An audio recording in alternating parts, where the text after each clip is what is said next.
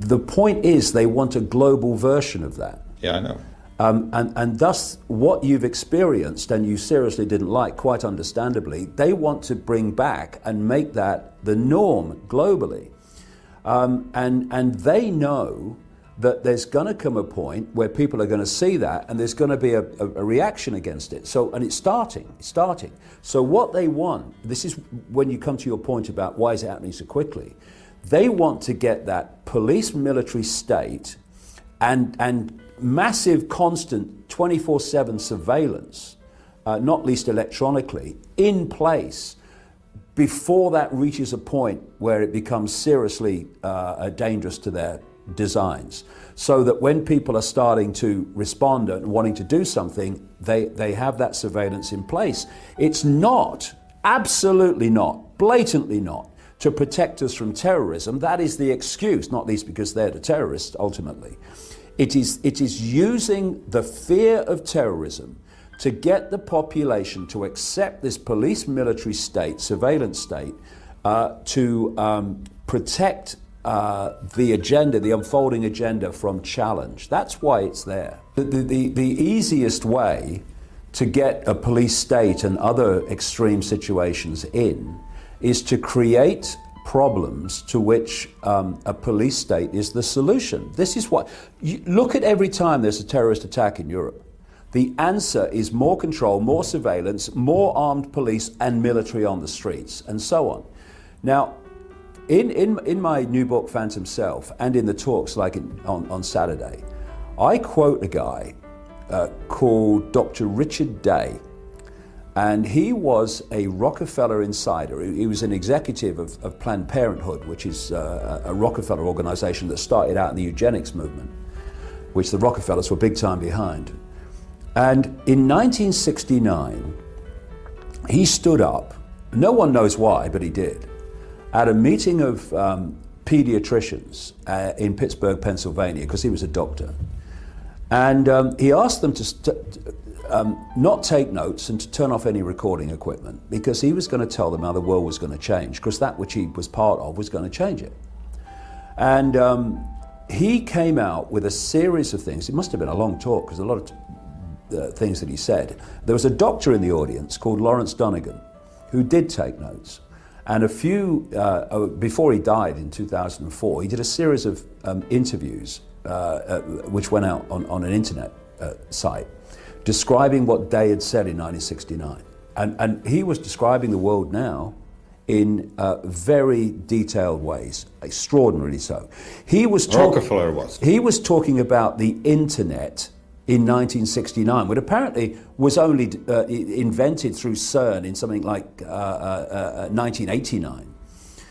He was talking about smart TVs, which only came out in 2008, because Orwell was talking about smart TVs, the telescreens, in 1948, because this agenda is long, long term. And one of the things that he said was going to happen is that they were going to have mass immigration into countries, because he said it's easier to break down cultures and to change society in countries where there are many people that don't have any roots, his words, or history in those countries. And when I look at the situation of migration, whenever something happens very quickly and is then everywhere, the alarm bells should go off. I mean, just as a quick aside, take fracking. Fracking came out of nowhere, and suddenly it was everywhere. People protesting all over the world about fracking. Where did that come from? And if you look at what happened, and it's all a perception deception, there was this horrific picture of a little boy dead on a beach, who had died as a result of him and his family and others trying to get out of the Middle East into Greece. That was the official version. Yeah, that was the official version, yes. And suddenly, obviously, there was an outpouring from people that saw that picture of emotion, of compassion. Now, there's nothing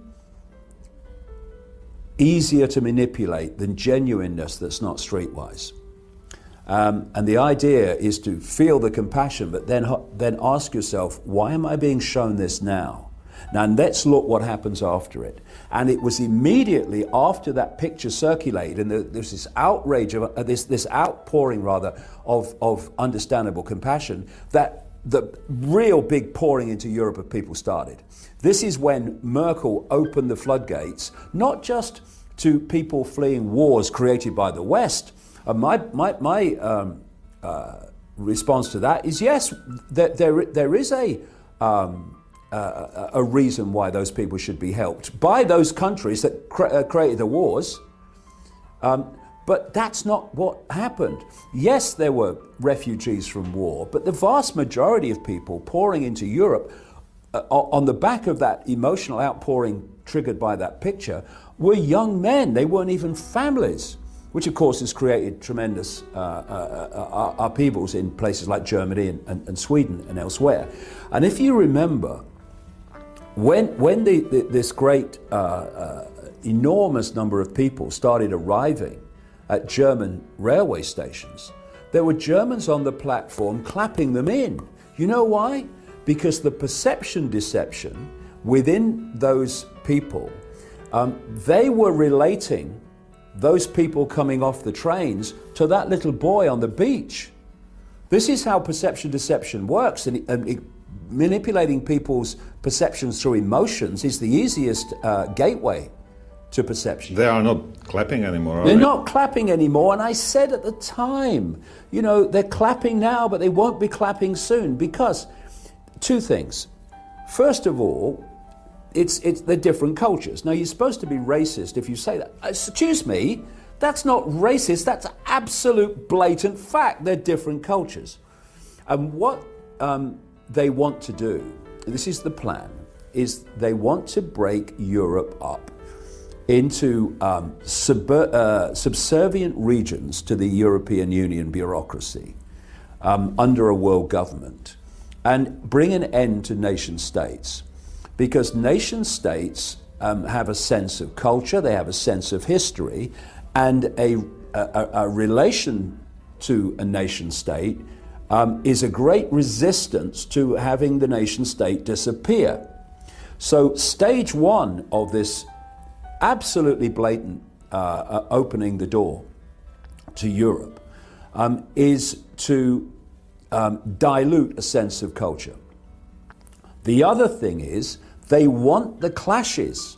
They want the clashes because that gives you divide and rule, and that gives you not only a reason for the police state, but you, as you rightly point out, people in fear of what's happening, like civil war, demanding the police state. That's what it's about. And I would say to people all over Europe, don't see things in black and white, otherwise you're going to be played like a stringed instrument. If you look at the indigenous populations of Europe, and you look at the migrants coming in, if you could see symbolically what was happening, you'd see strings attached to the migrants, you'd see strings attached to the indigenous population, and those strings would be held by the same hand. They're playing people off against each other. And it's interesting, you know, so often over the years, the BBC, which is a kind of state-owned, controlled organization, whatever they claim, has put out so-called factional documentaries, like documentaries that are kind of supposed to be part fiction, part factual, have turned out monumentally accurate. And for instance, there was a documentary which was based on the fact that bombs had gone off in London tubes, and they had the politicians and the people reacting. That was what the documentary was about. In 2005, the London bombings known as 7/7 were an absolute mirror of what was in that documentary.